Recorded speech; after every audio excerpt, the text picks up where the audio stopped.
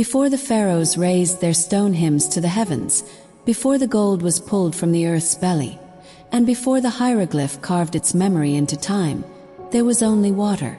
The Nile, wide, glistening, eternal, a mirror of the stars, a giver of breath to a land choked by dust, came not with thunder but rhythm, season by season, flood by flood. Here, life clung to the river's edge as a whisper clings to a dream. You are standing barefoot now in this world, listening to the reeds murmur secrets from 5,000 years ago. Breathe slowly. The wind is warm. The gods are watching. Wake gently. The sun does not rise here.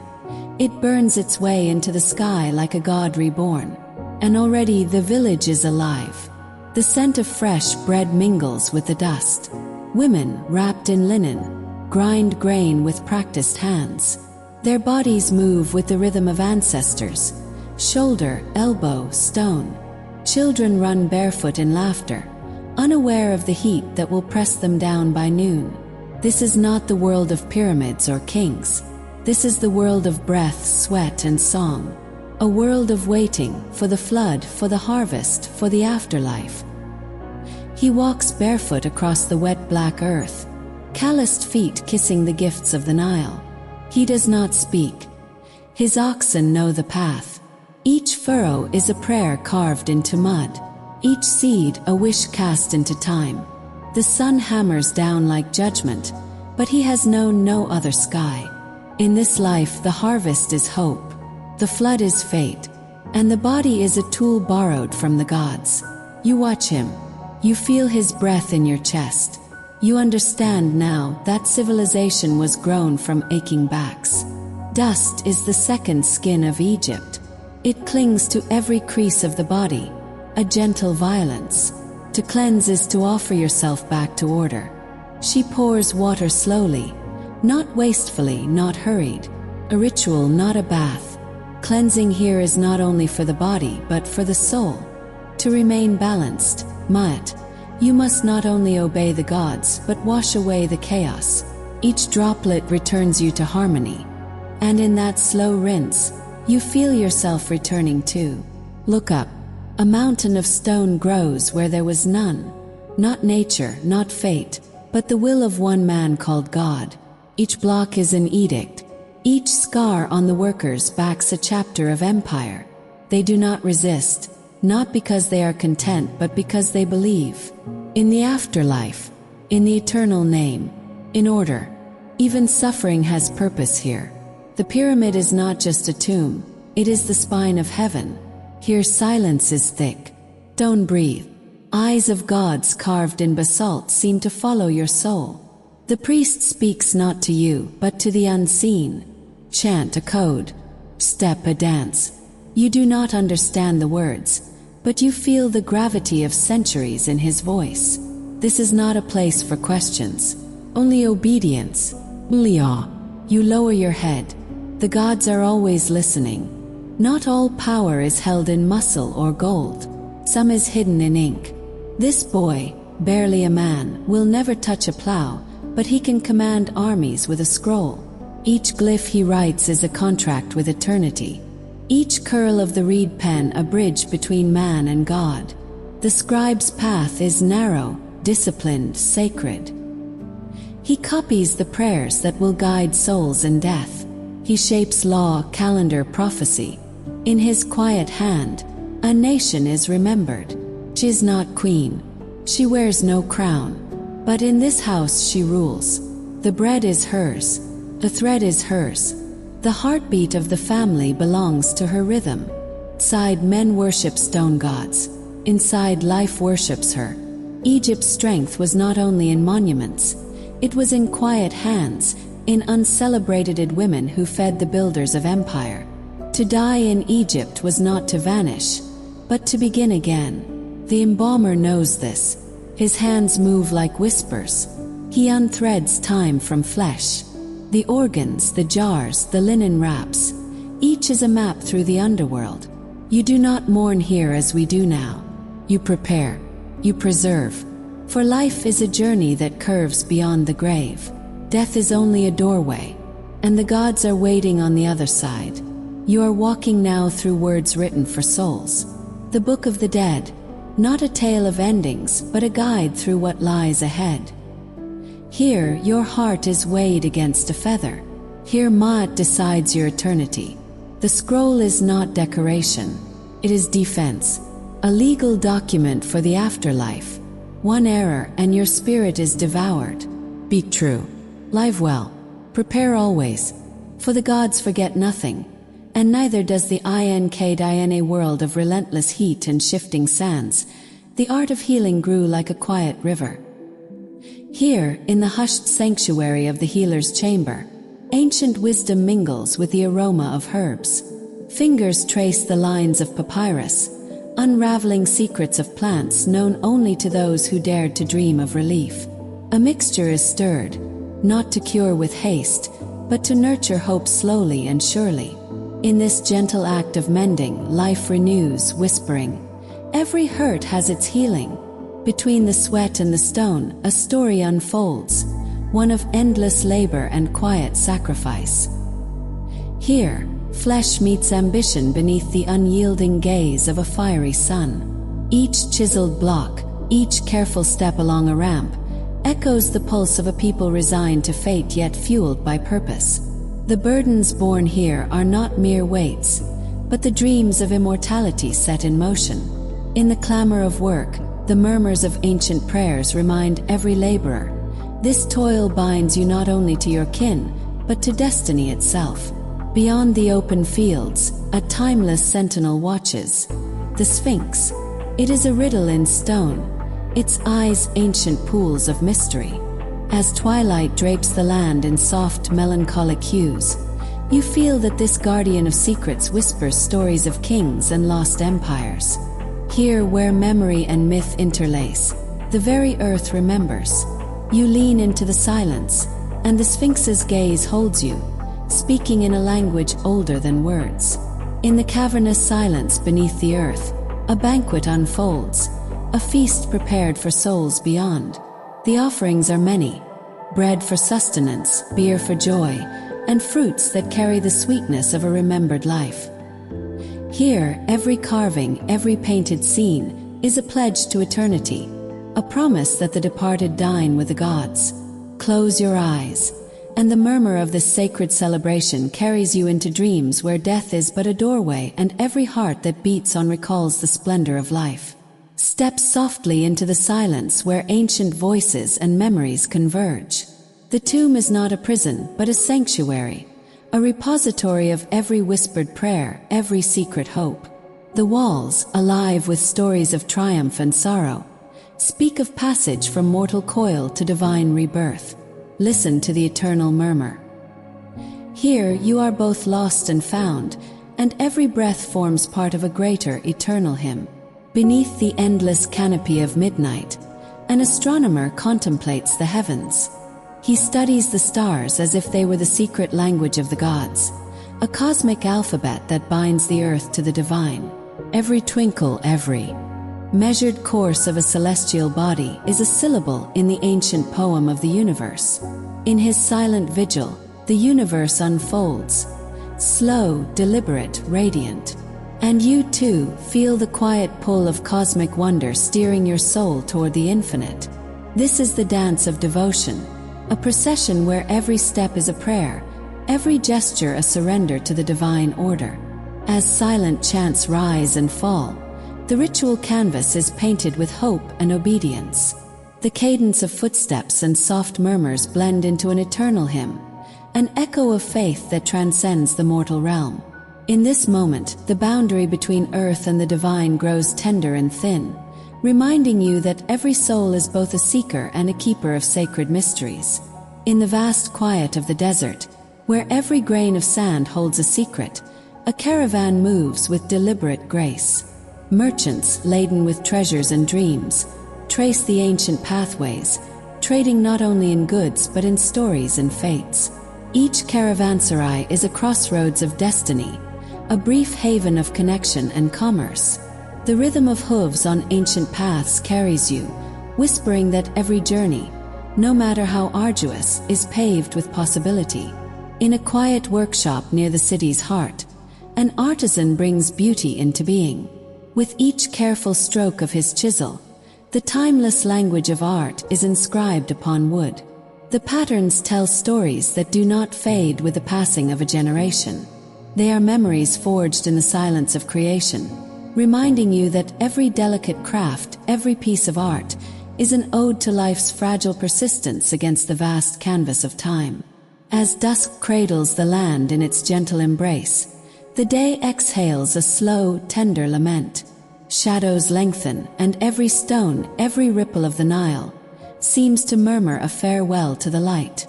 Yet in that soft twilight, hope and memory intertwine, a tender reminder that every ending is but the prelude to another dream. Let your eyes close and drift upon the gentle currents of time, for even as the world falls silent, its heartbeat remains eternal.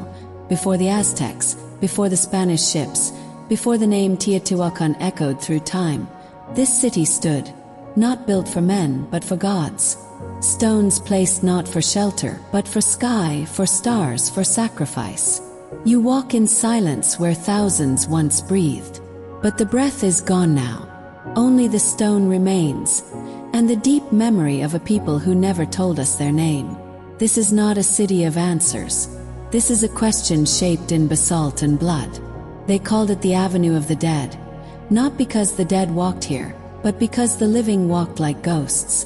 Every step along this sacred spine was a step into the world beyond breath. Processions passed here, priests in feathers, warriors in paint, drummers keeping time with hearts about to stop.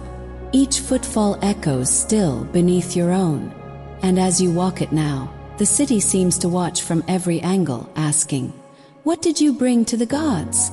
Beneath your feet, serpents rise in silence. They were carved by hands that never trembled, teeth sharp, eyes fixed, feathers turned to stone. Quetzalcoatl, Lord of Wind, bringer of dawn, sleeps here. But not peacefully. This is a temple of blood, a place where hearts were given as currency, where death was not the end, but the offering. Here the serpent flew not through air, but through belief, through awe, through trembling silence. The walls speak, not in words, but in pigment and pattern. Here is a jaguar, clawed, poised, divine. Here is a sun, spiraling in red breath. These were not decorations. They were spells, maps, reminders. But we do not know their names. The tongue that named them is gone. What remains is feeling, color, and the ache of trying to remember something you never knew.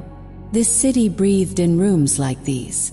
Not in palaces, but in courtyards where families cooked, dreamed, prayed. Each compound held dozens, woven together by kinship and faith. The people here did not rule alone. They ruled in layers. 1,000 tiny nations inside a single sacred shell. You sit now where a mother once combed her child's hair, where a story was told, where incense once curled like memory. And in the quiet dust, you almost hear the laughter return. Beneath the temple's gaze, bones, laid in rows, arms bound, mouths open, as if still whispering their last plea. They were warriors, prisoners, volunteers perhaps. Their blood fed the temple's stones. Their silence, the city's roar. We do not judge them. We only witness, and feel the breath pause in our own lungs as we imagine the drums, the chants, the rising sun on the day they became gods. Obsidian, black as void, sharp as regret. Born of fire, held by hands that shaped destinies. These blades were not merely tools, they were keys. To the spirit world, to authority, to fear. One cut, and the gods were pleased. One mask, and the soul became something more. You look into the polished obsidian, and see your own reflection. What would you have offered? This pyramid was not for burial, but for breath. It captured the sun at its zenith, a monument to radiance. To climb it was to rise above mortality, to feel the wind speak in the language of eagles and silence. Those who built it believed they could ascend not just physically, but spiritually. Even now, as the stone warms beneath the sun, You can feel the pulse of those who dared to reach the sky. This city was not placed, it was summoned. Every angle, every plaza, drawn not by whim but by stars. They charted Venus. They knew the solstice before they named it. This was a grid of belief, cosmic, precise, profound. You stand now in a web of celestial mathematics, a sacred compass etched in stone. Even the wind respects the geometry here. Even time walks carefully between these lines. It did not fall to swords, fell to silence, to hunger perhaps, rage, to something lost within. The elite quarters burned first, the priests, the rulers, the dreamers, and then the city slept, abandoned, not conquered but released, like breath exhaled too long, like a star blinking out in a sky no longer watched. Even fire has memory. The plaza remembers heat. Walls that once held ceremony now crumble like old songs. They say the elite fell first. Priests pulled from sanctuaries, flames licking up their scrolls and offerings. No invaders, no trumpet of war, just something deeper, an unraveling. Perhaps the gods stopped answering. Perhaps the people stopped listening. In this square, you hear not screams, but disappointment. Long after the last voice faded, the wind remained. It moved through empty rooms and asked its own questions. Where were the children taken? Who buried the bones that didn't burn? What was stolen, and what was left as a warning? The wind scavenges stories, not to destroy, but to carry. You hear it now, shaking loose a fragment of memory, like a bead or a prayer. It slips into your mind, and you cannot tell if you remembered it, or it remembered you. Centuries later, the Aztecs came. They found the pyramids standing, silent, defiant, like mountains shaped by hands. They walked between the ruins and whispered, "This is where the gods were born." They gave names to the forgotten. Moon, feathered serpent. They lit incense and tried to remember what had never belonged to them. Sometimes awe is a kind of inheritance. Even if you do not understand the language, you feel the holiness in the dust. To name something is to give it breath. The Aztecs gave this place breath again. They anointed stone with new words.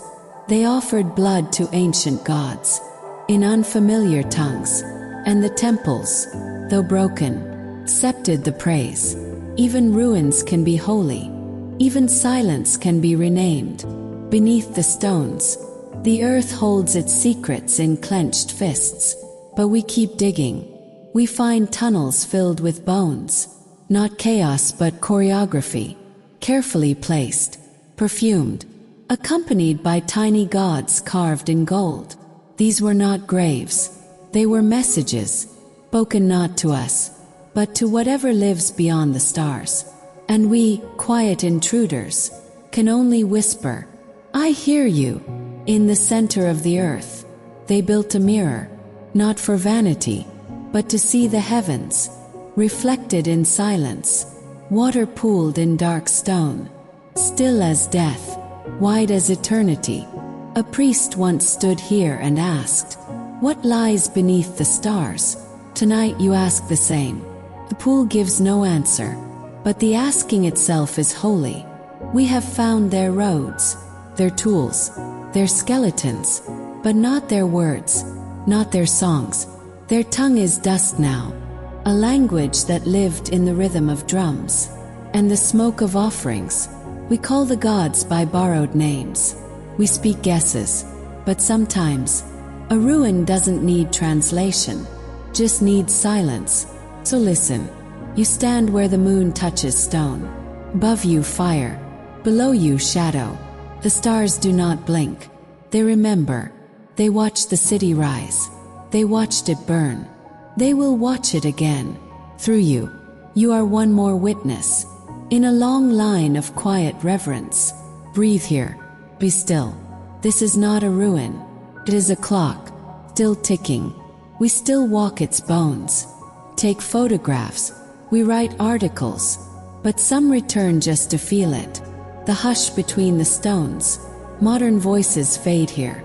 Shoes fall quieter on this ground. And for one heartbeat, everyone feels small, not crushed, but humbled. The past does not ask for praise, only presence. Was it a city, a cathedral, a dream built in stone? We do not know, and perhaps we should not.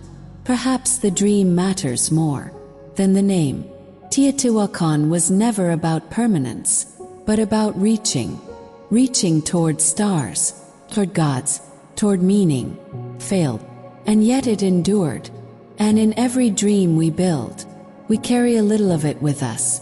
Before the glass, before the clang of iron and the thunder of engines, this island was quiet. Lenape hunters moved through pine-shadowed paths. They called it Mannahatta, island of many hills. Water birds broke the surface of still ponds. Smoke curled from hearths, not exhaust pipes.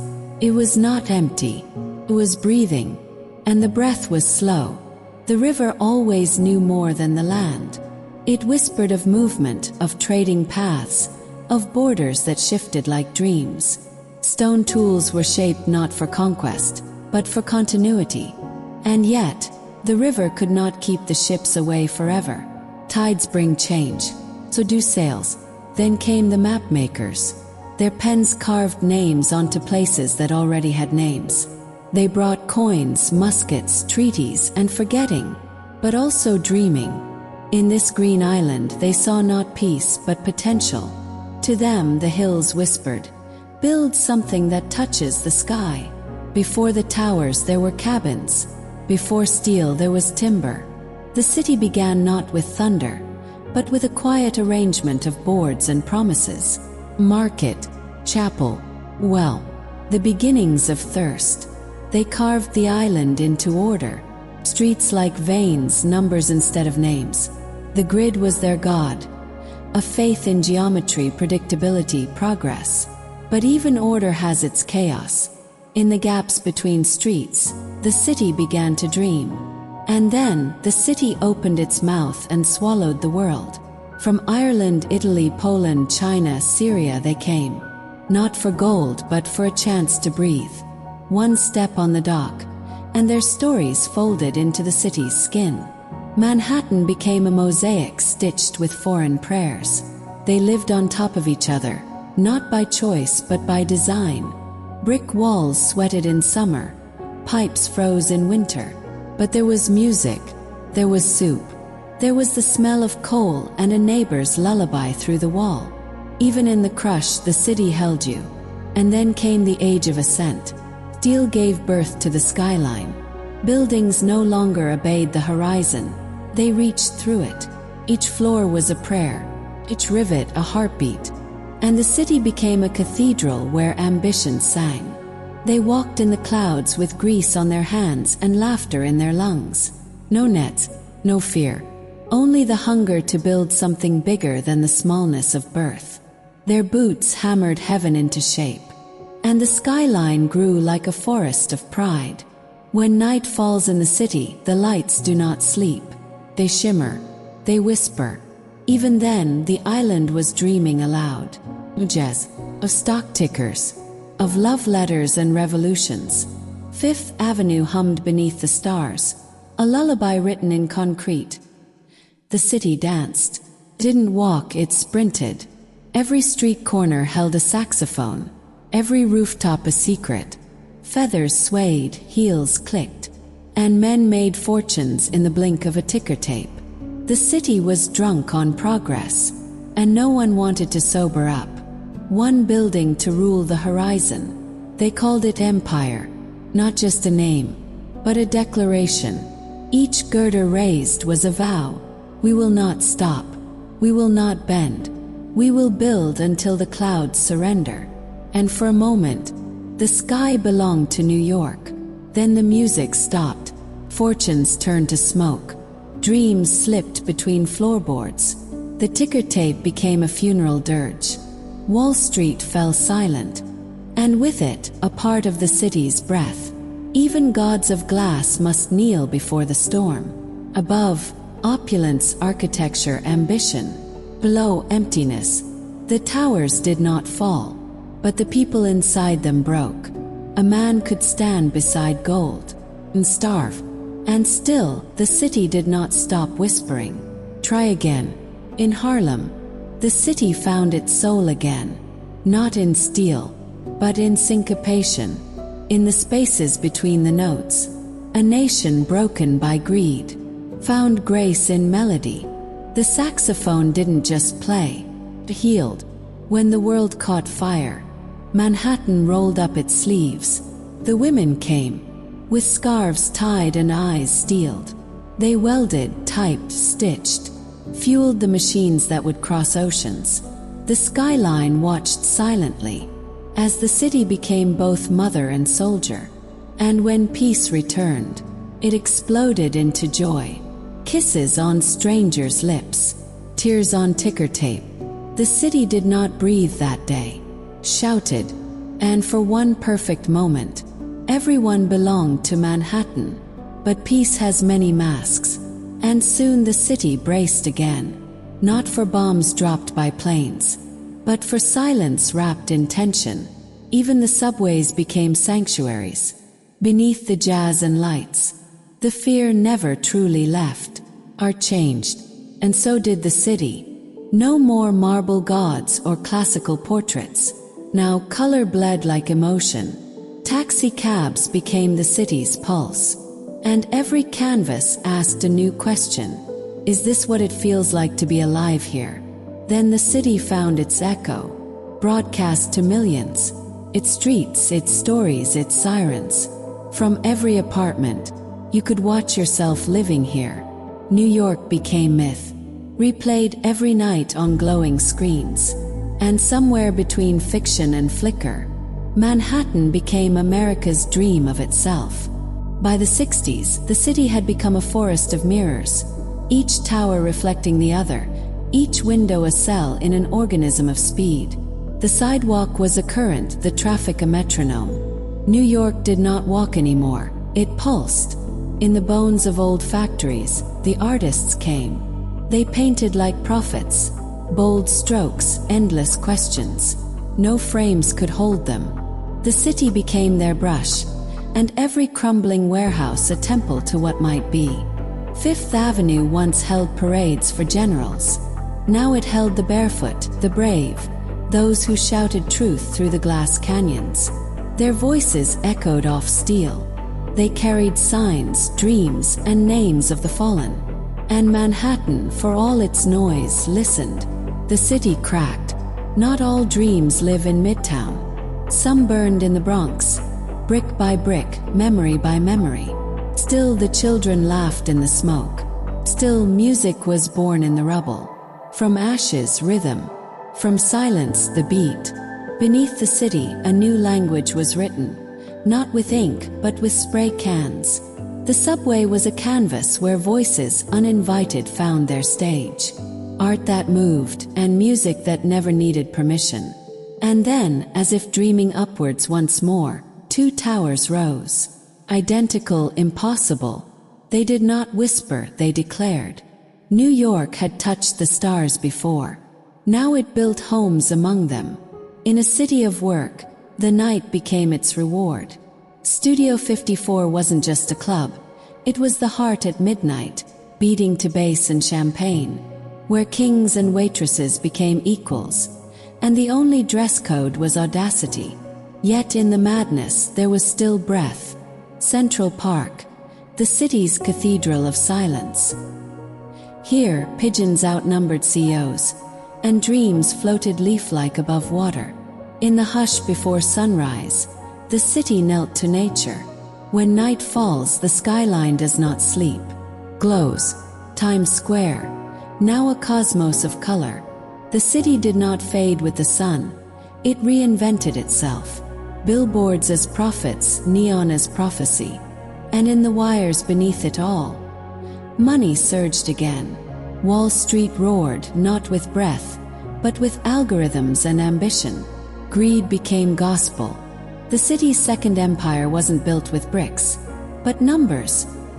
The iron bones gave way to glass skin. The city now shimmered like water, a sea of mirrors and sky. Buildings grew tall but quiet. No gargoyles, no cornices, just reflections of what stood beside, as if the skyline was learning to disappear. And there they stood, the twin sentinels, monolithic and serene. They held no ornament, just certainty. To live beneath them was to believe in permanence. Then came a morning so perfect it felt rehearsed. Sky too clear to cry, a silence too deep to trust. And in that silence, the unthinkable arrived, from air into fire. Steel folded like paper, stone dissolved into wind. The towers didn't just fall, they unraveled time. The city that never slept held its breath. And somewhere beneath the rubble, a heartbeat kept drumming. Across the river, the ash fell like winter. People walked miles in silence, carrying shoes and stories, and the weight of the invisible. The skyline now held a wound, a space where memory breathed. For a time, the sky itself seemed broken.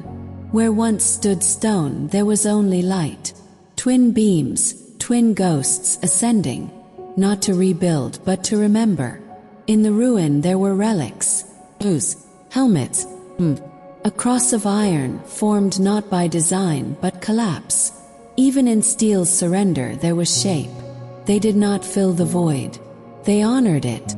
Two voids, each a mirror of loss, water falling endlessly into silence. The names are carved but never complete, because memory is always adding. From sorrow came resolve. One tower, not twin but singular, a flame held in glass. They called it freedom, but it was more than that. It was defiance. It was hope dressed in steel. Now the skyline gleams again. Not the same, never the same, but still proud, still dreaming skyward.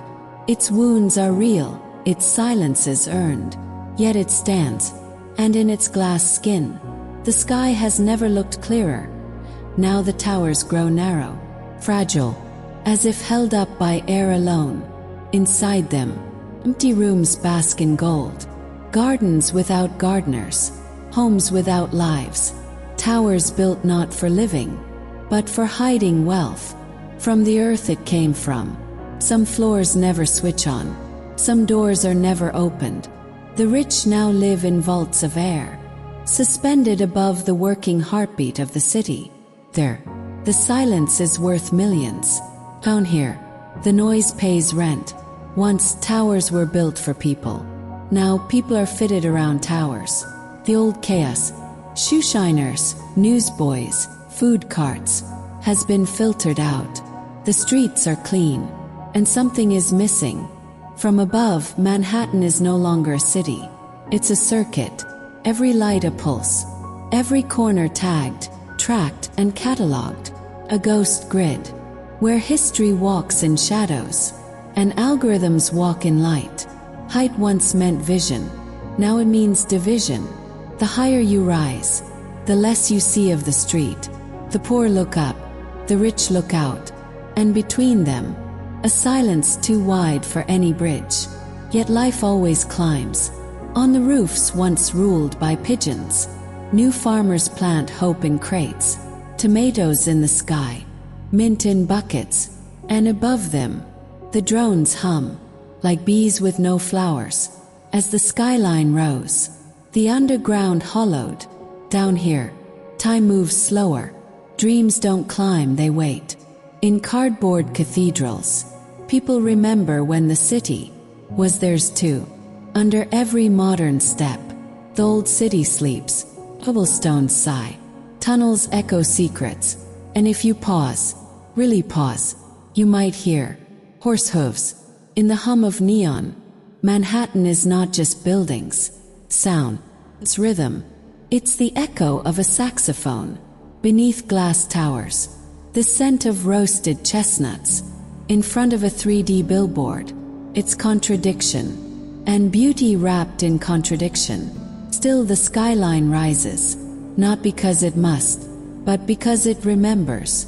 Every brick, every beam, carries a whisper of ambition, sorrow, of light defying gravity. Manhattan does not sleep, dreams upright, and every morning it rises again. Before the city awakens, there is a hush, a stillness so fragile you might mistake it for sleep. But it is not sleep, it is breath. Between the rumble of trucks, between the thrum of a million lives, the city inhales. And in that breath, you feel it, the memory of every story that ever unfolded beneath these towers.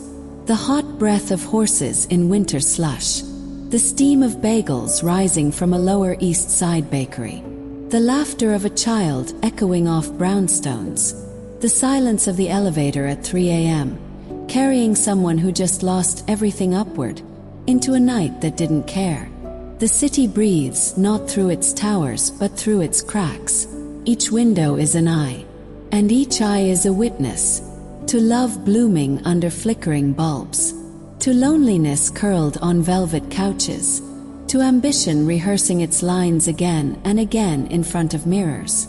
The city is a theater, and the audience is everyone. Everyone watching someone else. Everyone wondering if they're the only one who doesn't quite belong. You stare up at a window, and in that rectangle of light, you imagine a life. And someone else from far above does the same to you. This city watches back. Once, cathedrals rose to praise the gods. Now they rise to house code. Server rooms hum like monasteries. Screens glow like stained glass. And instead of incense, there is blue light. Here prayers are typed. Miracles are metrics. Worship is in the swipe, the scroll, the tap. But beneath it all, still, the same ancient longing, to build something higher than the self, to reach skyward not with hands but with purpose. The city does not need you. Never did. It will mourn you for a second, then move on, like a river around a stone. But you carry the city with you, even when you leave, even when you never return. You will dream of subway delays and yellow taxis and the smell of street pretzels. You will hear it in sirens, in pigeons taking flight, in languages layered on top of each other like sediment. And maybe one day your grandchild will visit, stand in front of the skyline, and feel, without knowing why, a strange ache in their chest, as if they've returned to something that shaped them before they were born. When it rains, the towers vanish. Steel melts into sky. Glass weeps. And every corner of Manhattan becomes a memory of something older. A village in the mud, a forest of reeds, a quiet island in the estuary long before the first brick was ever laid.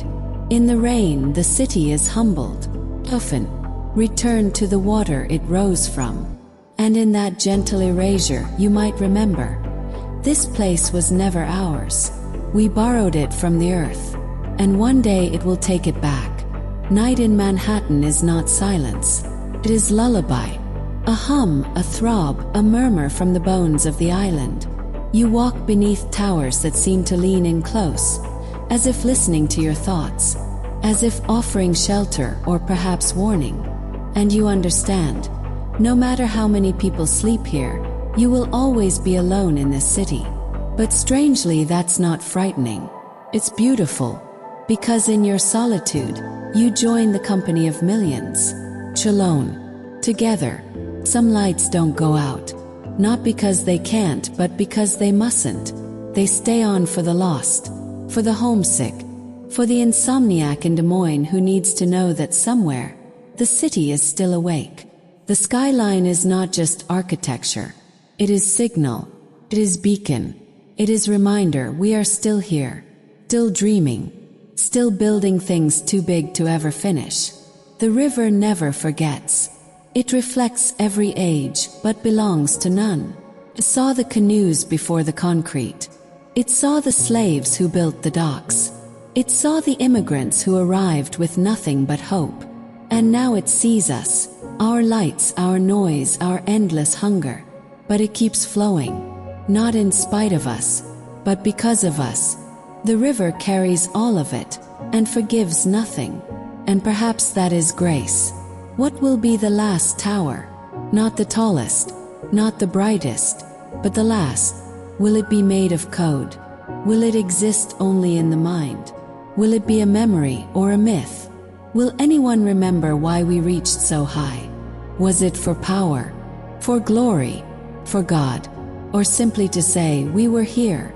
We dreamed skyward, we believed in height, and now the city sleeps, not as a creature but as a spell. The heartbeat slows, the lights soften, the towers rest their long steel necks against the dark. But even in slumber, Manhattan is watching. It dreams in blueprints, it murmurs in steel, it floats in the space between past and possible. And tomorrow it will rise again, just as it always has.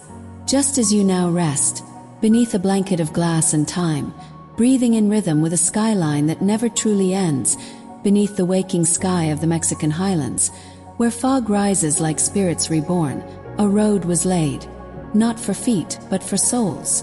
The Avenue of the Dead, they called it later, though it bore no tombs in truth, only memory and myth. It ran straight through the city's sacred heart, connecting temples to heavens, rituals to stars. Step by step, stone by stone, it led the living through the architecture of the eternal, where time became form, and belief took shape in obsidian and lime. This was no ordinary city. This was Teotihuacan, the place where gods were born. And as the silence deepens, and the fires of ancient incense burn unseen, we begin our walk down that haunted road. The stones remember. Even when the names have faded, when the kings are lost to dust, when the scribes have long since fallen silent, the city breathes without breath, a city of ghosts and fire. No one knows who ruled here. No golden throne has ever been found. No king's name carved in triumph on a lintel. Only vastness, only symmetry, only the whispers of sacrifice beneath serpentine eyes. Was it ruled by priests, by warrior cults, by stars? I cannot say. But it lived. Oh, it lived, with markets and workshops, obsidian for blades, mica for light, and pigments ground to smear the gods upon the walls. Here life was a performance for the heavens, and every gesture had weight. Every step on this road was a ritual, and even now we walk it in reverence. It rises like a riddle, this temple of scale and stone.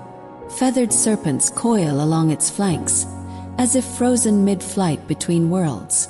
Each jaw gapes open, some in warning, some in welcome.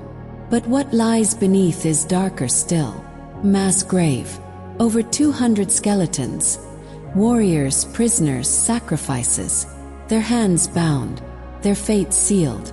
They were offerings, blood to bind the heavens and earth, life exchanged for celestial balance. The temple of the feathered serpent was not merely a place of worship.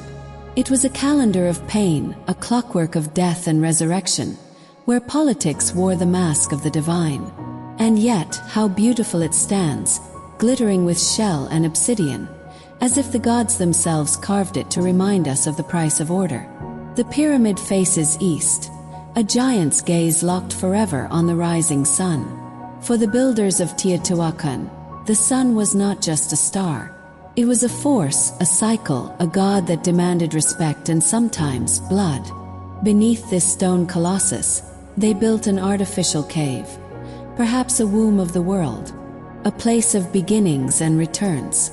Was it the birthplace of light, a portal to the underworld? They built upward to reach the gods, and inward to reach the first spark. What did they hope to find within those tunnels and stairs? Perhaps balance, perhaps immortality, or perhaps simply a reflection of themselves in the fire above.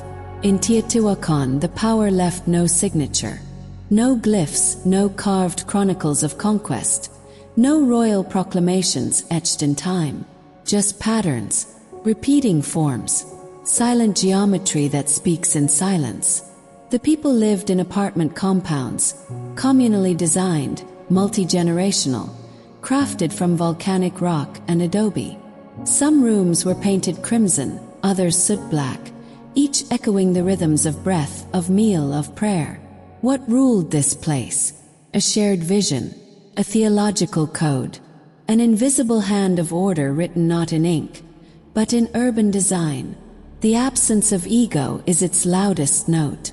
The city ruled, not the man, and that perhaps was its secret. Teotihuacan was not random. Its grid, vast and precise, was laid upon the earth like a star chart. The avenue of the dead points slightly off north, not by accident but by alignment. It mimics the setting of the Pleiades, the movement of Venus, the path of the sun at certain times of year. To live here was to live inside a cosmic instrument, a tuning fork of stone designed to harmonize heaven and earth. The city was a prayer in limestone, a calendar you could walk, a prophecy you could enter. We are only just beginning to decode its meaning. But the builders already knew how to read the sky and carve it into the ground. Not all their messages were written in stone. Some floated in pigment, dancing on plastered walls, in silence and in shadow. Murals bloomed across this city, as if every house had a soul. There were feathered birds with dripping beaks, gods that held breath in blue hands, and men with fire sprouting from their chests. These were not decorations. They were liturgies in color, cosmic diagrams to keep the world intact. In some rooms, flowers poured from open mouths, a speech of beauty. In others, hearts floated between temples, a cycle of offering, of surrender. No alphabet, no names, just symbols and the breath of meaning left behind. Even now they speak to us, though their language has long since faded into ash and wind. The people of Teotihuacan were watchers of the sky, but their hearts were rooted in water. Rain was a god, feared and adored.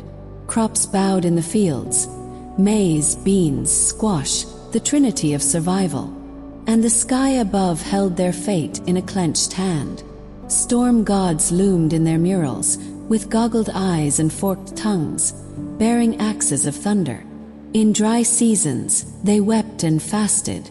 In good years, they danced and painted walls with lilies. Some believe the entire city was a ritual engine, its pyramids designed to call the rain, its avenues to guide the clouds, its altars to entice the thunder back. They were, at once, architects and priests, building weather with stone and prayer. But when the rain stopped coming, what then? Beneath the largest pyramid, the Pyramid of the Sun, lies a secret corridor carved through volcanic stone. No one knows when it was dug. No one knows what rites were held within. Inside they found offerings, jade masks, obsidian knives, bundles of human bone, mica that sparkled like stars. It was as if the mountain above had a mirrored heart below, a sacred reflection, a double world, light above and shadow beneath. Some believe it was a tunnel to the underworld, a birthplace of gods, or a womb for rebirth. In dreams we often descend stairs. And here too the ancients descended, into the dark, into the mythic, into the silence beneath the stone. And then something changed. Don't know when. We don't know why. But the fires came. Not fires of devotion, but of rage. Sections of the city were burned. Palaces, temples, murals. The elite compounds, torched from within. Was it invasion? Rebellion? An unraveling of belief? The gods had once danced on these walls. Now they cracked and curled in flames no priest could sanctify. Smoke rose, but no one remained to tell the story. Only the shadows lengthened. Only silence answered. Even a city of gods can fall when its rituals lose meaning. The city emptied, slowly like a breath let go. The markets hushed. The pigments faded. The altars cooled. No conquering army claimed its fall. No foreign banner was raised. It was as if the city itself grew tired of living. Teotihuacan, the place where gods were born, became a place where silence grew. The wind took it. The earth covered it. And only the stars remained to look down in recognition. We don't know where the people went, but we know they carried something with them. Memories, beliefs, seeds of new cities to come. and in the jungles and deserts far beyond, echoes of Teotihuacan would reappear in temples and glyphs, in myths and gods reborn. Centuries later, when the Aztecs wandered into the valley, they saw the ruins and gasped. "Surely," they said, "this is where the gods were made." They gave it a name, Teotihuacan. They built legends atop old stone. They turned broken pyramids into sacred places. Even their kings came here to seek visions, to dream beneath moonlight and remember. They believed the sun itself had been born here, that this was the axis of creation. And so Teotihuacan did not die, became myth. Silence became prophecy. Its ruins a doorway. Even now, the dust clings gently to the carved jaws of stone serpents. Even now, the sun sets in perfect rhythm behind the pyramid of the moon. You can stand there and feel time pool around your ankles like cool water. No voices, no chants, no kings. Only breath.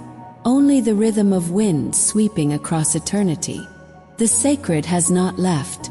It has only quieted, waiting. Tonight, as you sleep, perhaps you will walk that road again, the avenue of the dead. Perhaps your fingers will brush the stones. Perhaps the murals will open their mouths and speak once more. You might see the feathered serpent fly, or hear the breath of fire gods echo in the chambers beneath the sun. You might remember a name you never knew you knew. Teotihuacan is not gone. Sleeps like you. It waits like a dream. The silence here is loud. It speaks in echoes, in cracked stone, in the slow embrace of vines. Every carving, every glyph, a whisper from a voice long stilled. But the silence holds stories, of gods and men intertwined, of power born and lost, of a civilization that spoke without words. Threads bind time together. The weaver's hand stitching stories in fabric, patterns that mirror the stars, echoes of the city's grids. Though centuries have frayed these threads, the legacy remains, woven into the very fabric of later cultures, carried on the backs of descendants who wear the past like a cloak, warm and unbroken. Blood is memory made flesh. Rituals mark time, binding people to place, to the gods, to each other. Sacrifice was not just pain, it was language. A burden carried with solemn grace, an offering to keep the cosmos turning. Through bloodlines ancient and unbroken, the past seeps into the present, a river flowing unseen beneath the stones. From the ashes of the city rose myth, stories told and retold by those who came after. Teotihuacan became a birthplace, not just of gods but of civilizations. Its temples live in legends, its streets in song. The city, though silent, remains alive in the imagination, its spirit woven into the tapestry of Mexico's soul. Dance and stone speak the same language. Movement and monument, breath and breathless granite. In every ritual step, in every song sung beneath the stars, Teotihuacan whispers still, a rhythm older than memory, calling across time to those who listen. Above the city, the stars keep their silent vigil. They chart the heavens, witness to all that has passed below. The ancient builders dreamed in constellations, aligning stone to sky, earth to eternity. Their city was a bridge between the world and the stars, between the mortal and the divine. As twilight falls, the city holds its breath. Empty streets echo footsteps no longer heard. Dust settles on dreams once lived. Whispers of departure drift like smoke, a farewell without farewell. Yet life did not end here. It began again elsewhere. The people moved, carrying with them the bones of a city, the seeds of faith, the rhythm of rituals. From Teotihuacan's ashes, new worlds would rise, bright and fragile. Sacred geometry endures. Circles within circles, patterns without end. They spin the endless cycle, birth, death, rebirth. A truth older than stone, carved into the heart of time itself. Stories live where the heart is. In whispered tales, in firelight flickering on faces, the city lives on, not as ruins but as living memory. A place we carry within us, always. The drum beats across millennia, a pulse that connects us through stone and time, through silence and sound. It is the heartbeat of ritual, the rhythm of life, the bridge from past to present. The last light fades, and the city sleeps again, not dead but resting, waiting for the next dream, the next step, the next breath. And now we return, carrying with us the echoes of stone and song. From ancient ruins to vibrant streets, the past and present dance. The city never truly ends, flows like the river, like the wind, always becoming. Somewhere far away, across oceans and time, Manhattan waits. City shaped by dreams, by loss, by hope.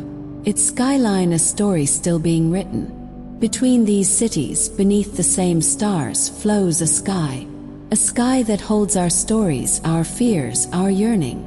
And in that sky we find ourselves, small and infinite. Now close your eyes.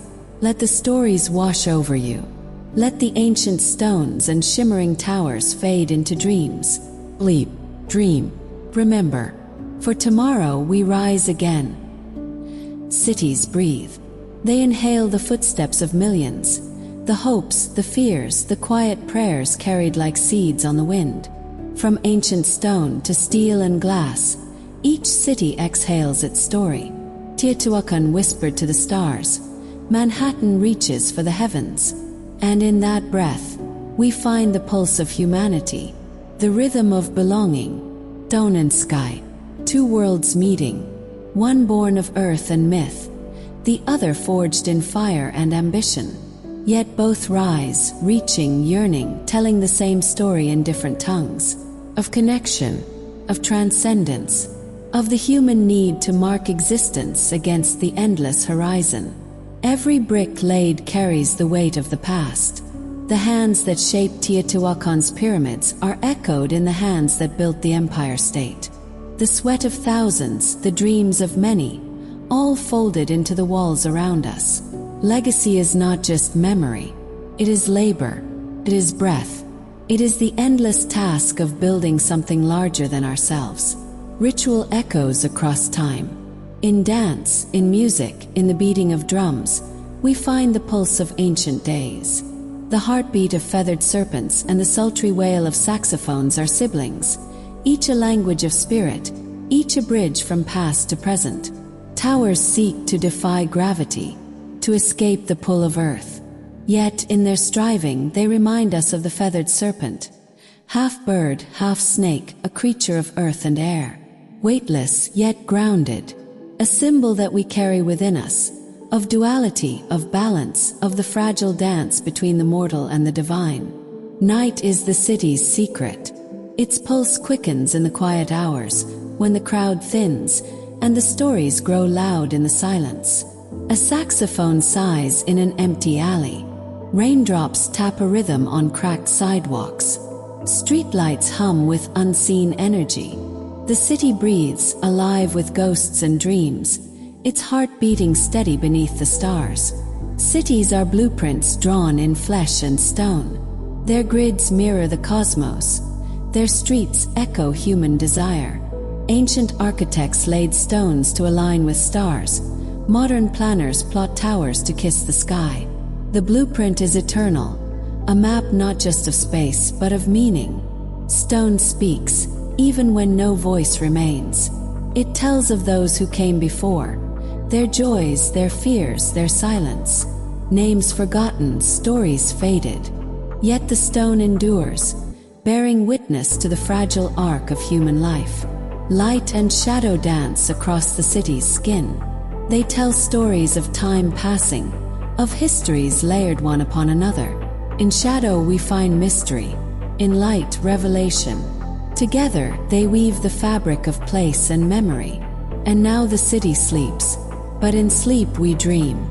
Dream of ancient roads, of feathered serpents flying, of towers that reach for stars. Dream of stone and steel, of silence and song. For in dreams we touch the eternal, and find our place in the endless story of cities. As the light faded each evening over Teotihuacan, a stillness would descend. Not silence, but something more sacred. the breath of gods asleep beneath the stone. The feathered serpents on the temple walls seemed to close their eyes with the night, dreaming of stars and smoke, of jaguar priests and obsidian drums. The people below gathered their shadows into that silence, bringing offerings to keep the balance alive. Copal smoke, songs, the beating of hearts offered up to the void. They believed the gods once gave them the sun, and they owed a debt in blood, a rhythm of sacrifice that kept the world turning. Yet in the breath between chants and footsteps, in the hush after the drums had faded, they must have asked themselves, how long can such debts be paid? And what happens when the gods do not answer? Beneath the temple of the feathered serpent, archaeologists found secrets buried in silence. Rows upon rows of skeletons, warriors or sacrifices, no one knows, laid down with blades in their hands, necklaces of seashells and teeth adorning their stillness. Conch shells from distant shores, greenstone beads carved in reverence, jaguar claws whispering of power, all buried in layers as if time itself had been laid to rest. This was not just death. This was design. A blueprint in bone, a geometry of sacrifice, made to impress not only gods, but men, those who ruled behind veils and stone doors. Ritual was architecture, terror was theology, and beneath it all, the shells still sing faintly of oceans never seen by those who gave their breath away. In color once vivid as blood and cornflower, the walls of Teotihuacan sang of powers unseen. There were gods with wings of flame and voices like rain, gods with many faces, emerging from clouds shaped like serpents, and eyes that watched from fire. They were not distant gods. They were present, intimate, woven into maze and mountain, into breath and bone. To eat, to sleep, to speak was to live with them. The gods of Teotihuacan were not kind, nor cruel. They were balance. And for those who ruled, they were tools of state. The rulers did not merely speak for gods. They became gods. In headdress and plume, they walked among pyramids like walking temples, bodies of power made of ash, feather, and fear.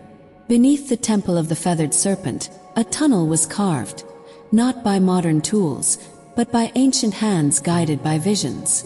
It led to chambers never meant for light, where tiny spheres, coated in glittering pyrite, lay scattered like stars on an underground sky. There were pools of liquid mercury, metallic and strange, reflecting nothing but illusion. What was this place? A mirror of the heavens, a throne for gods below. The ancients dug not just into the earth, but into the spirit. In the darkness, they placed their secrets, as if hoping they would ferment into divinity, as if the underground might whisper answers that the sky could no longer give. There was no great invasion. No enemy stormed the gates. And yet Teotihuacan burned. Not all of it, only the sacred, the powerful, the symbols. Temples were set alight, altars smashed, the imagery of gods defaced. This was no foreign conqueror. This was civil hands, rebellion masked as smoke. Perhaps it was hunger. Perhaps it was betrayal. Or perhaps, at last, the people grew tired of offering hearts to empty skies. And in that fire, the voice of the city cracked. Teotihuacan, once a titan of stone and silence, began to forget itself. The people vanished, slowly, quietly, like smoke rising from a dying fire. No armies came. No records remain. But the city emptied. The gods stopped listening. And the stones began to forget the names of kings. Yet even in silence, the ghosts walk. The avenue of the dead still holds echoes, footsteps in dust, prayers that no longer rise, eyes carved into obsidian watching nothing. Civilizations do not die all at once. They dissolve into myth, into rumor, into the stories told by others. And in that dissolution, Teotihuacan became immortal. The last embers of Teotihuacan whispered, not of kings or gods, but of families, of kitchens gone cold, of children's laughter now buried in ash, of dancers once painted on walls now crumbling into powder. The great city fell not just in temples, but in homes, in forgotten corners where stories were passed from grandmother to grandchild. They did not know the city was dying, only that there was less food, more silence, fewer drums. The collapse of a world begins with the absence of song. But the rhythm remains. Even now, as the sun rises over broken pyramids, the drum is struck. Smoke curls into the sky, and voices chant not in mourning, but in reverence. The people are gone, but the spirit endures. In the hands of their descendants, in the beat passed from wrist to wrist, heart to heart, generation to generation, Teotihuacan breathes again. Not as it was, but as memory, as rhythm, as echo. Civilizations fall. But culture hums like a drum in the dark. Centuries passed. Forests swallowed stone. New peoples came. The Mexica, the future Aztecs. And they found the bones of giants. Pyramids asleep beneath vines. Avenues too grand to be built by mortals. They walked the dust-covered stones in awe, believing this was the birthplace of gods. They named it Teotihuacan, the place where gods were born. Not a city, but a beginning. Not ruins, but relics. To the Aztecs, it was no longer memory. It was myth, a cathedral of echoes, the place where the fifth sun was forged, where divine fire breathed life into the world. And in this belief, Teotihuacan rose again, not in stone, but in story. Quetzalcoatl, the feathered serpent, was born again in legend. He had walked among men, they said, a god with a human heart. He brought maize, taught language, rejected sacrifice, and then he vanished, eastward into the sea, vowing to return. But here, at the temple carved with his many faces, his breath still lingered. The Aztecs saw in the serpent's curve the shape of wind and wisdom, and they listened to the stone, believing it whispered his name in the breeze between the ruins. In this, Teotihuacan was no longer a dead city. It was a shrine to a forgotten god, who still waited, coiled in time. The Aztecs believed the world had ended 4 times before. Each age, each sun, destroyed by flood, wind, fire, jaguars. And now, in the time of the 5th sun, they turned to Teotihuacan. They said, here, the gods gathered, argued, sacrificed themselves in fire to restart the cosmos. The sun we now see was born from that fire, and the moon, timid, scarred, rose after, ashamed of its lesser light. So in the heart of this ruined city, they built not merely temples, but time itself, and each ritual, each offering, was not to honor the past, but to hold the sky aloft for one more day. The Aztecs took what they saw and reshaped it into empire. They offered blood to keep the sun alive, repeating what they believed Teotihuacan had done before. But where the ancient city gave in silence, they roared. Their rituals were thunder, their pyramids smaller, but their fear of collapse greater. In every heart they raised to the heavens. They asked, will the sun still rise? Is this the cost of balance? They called upon gods once silent, but the echoes they heard were only their own. Then came the ships, their sails white as bleached bones.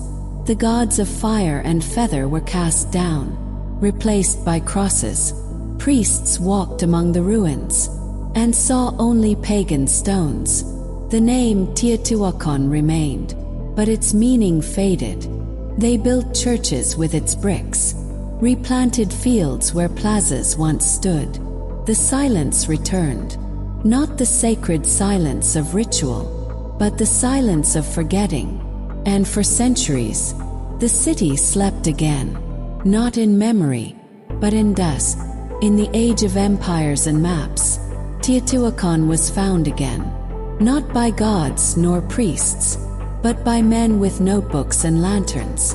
They measured pyramids with ropes. They dug into earth with steel. They called it archaeology. They called it mystery. But the city remained silent. For every stone unearthed, 1,000 questions bloomed, and none were answered. The deeper they dug, the more they found not knowledge, but wonder. A civilization with no known kings, no writing, no clear end, only breathless grandeur, carved in silence. But even as the stones slept, the stories lived on, not in books, but in voices. The Nawa, the Otami, the Totonac, they remembered, not the facts, but the feeling. They told of a city built by giants, of gods who walked as men, of temples that could touch the stars. And in their lullabies, in their embroidery, in the way they gathered maize, Teotihuacan was still breathing, not as ruins, but as home. Now the city shines again, but in flashlights and cell phones. Tourists walk the avenue of the dead, seeking something they can name. But Teotihuacan is not a name. It is a dream. It is a wound and a wonder, question without end. And as torches rise beneath the moon pyramid, as drums throb in the night, it is not history they hear, but heartbeat. A city that will never fully die, because it never fully lived. It existed between worlds. The jaguar still prowls in dreams. It moves through the ruins unseen. Its breath the wind, its paw prints the stars. It was there when the stones were laid, when the fire rose, when the silence came. And it will be there, long after the last visitor leaves. Teotihuacan may have been abandoned, but the spirit that birthed it, wild, hungry, divine, has never slept. And so Teotihuacan remains, not just in Mexico, but in the mind. A city built by those who understood the stars, who feared imbalance more than war, who gave more questions than answers. Teaches us that greatness is not always in what we know, but in what endures. When the knowing fades, a city without kings, without conquest, without a final word, only a breath, rising through the centuries, stone, feather, fire, and the long, echoing silence of gods who once walked among us. By step they carved breath into the hills. Terraces gathered clouds, held rain, sheltered seeds from wind and sun. They did not conquer nature. They harmonized, each terrace a note, each seed a syllable. From potato to quinoa, from maize to coca leaf, the earth sang back abundance. They fed an empire not with conquest, but with care. There were roads that led not to cities, but to secrets. Trails veiled in mist and echo, built not for armies, but for seekers. Pilgrims, priests, emperors, they walked this lost path, carrying silence and sacrifice to the edge of the world. And there, beyond the cloud, beyond the hum of forest and memory, rose the citadel, a place the Spaniards never touched, a whisper the world forgot, until it remembered. It rests above the world, not in arrogance, but in reverence. Machu Picchu, the old peak, the hidden jewel, a breath held in the lungs of the Andes. Was it a palace, a retreat, a temple to the stars? No one knows, but the stone fits like poetry, and the doors face the solstice like open eyes. Here the empire whispered, not shouted. Here the gods came close enough to touch. They did not write books, they tied them. A knot meant more than a word. A string could remember a census, a harvest, a prayer. The quipu was their library, their ledger, their heartbeat, kept by the wise, understood by few. Even now we try to untie what they meant, to read history not in ink but in twine. And so they lived, quietly, magnificently. From ocean to jungle, they sang to the sun, built temples of light, walked mountains as if they were corridors of stone. But beyond the horizon, change stirred.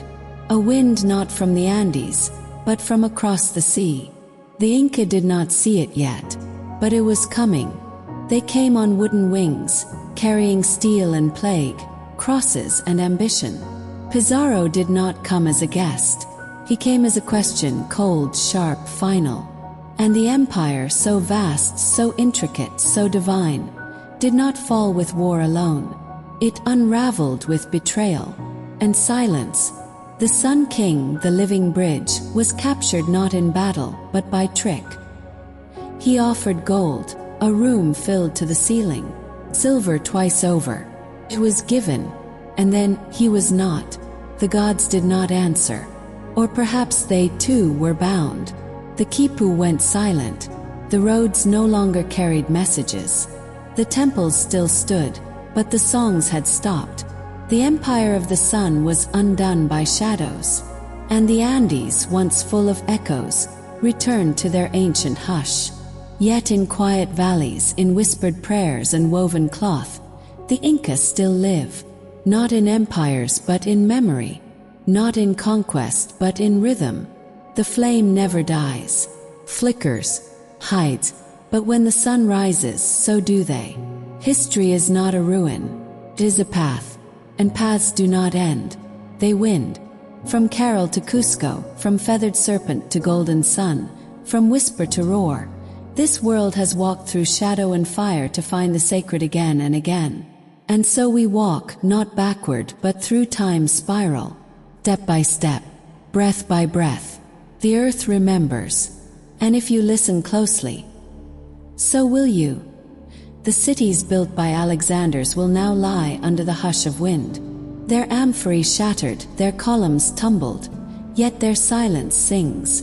For what is empire but a breath held too long, a flame fed too fiercely, until the air turns against it? Here, in the wake of his dream, we find more than broken stone. We find the question of legacy, whispering through the reeds. Where one dream ends, another gathers its breath, not in gold nor in thunder, but in law, in road, in silence. The Republic, stern and measured, moved not in spectacle but in structure, brick by brick, oath by oath.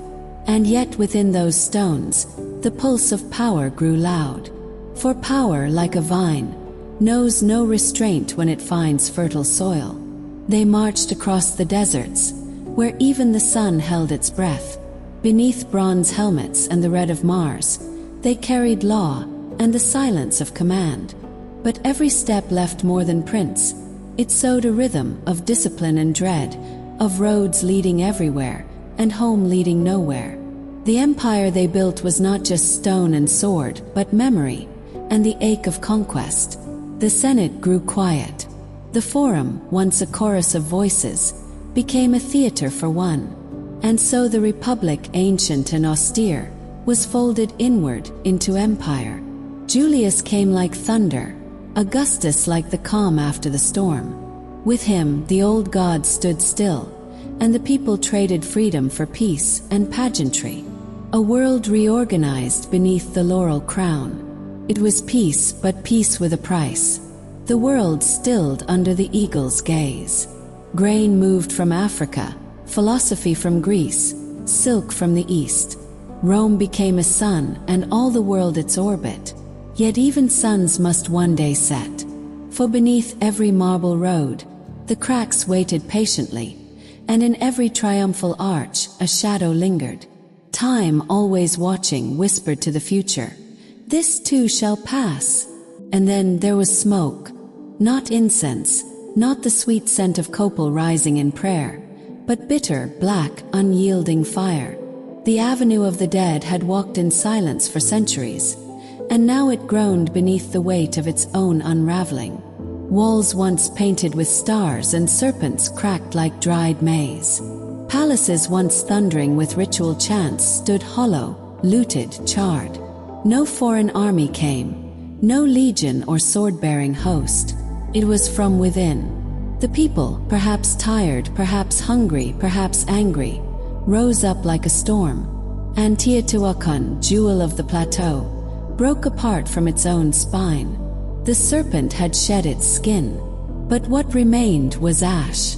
Yet to the south the rain still fell, and deep in the forests, where howler monkeys screamed across the canopy, new cities bloomed.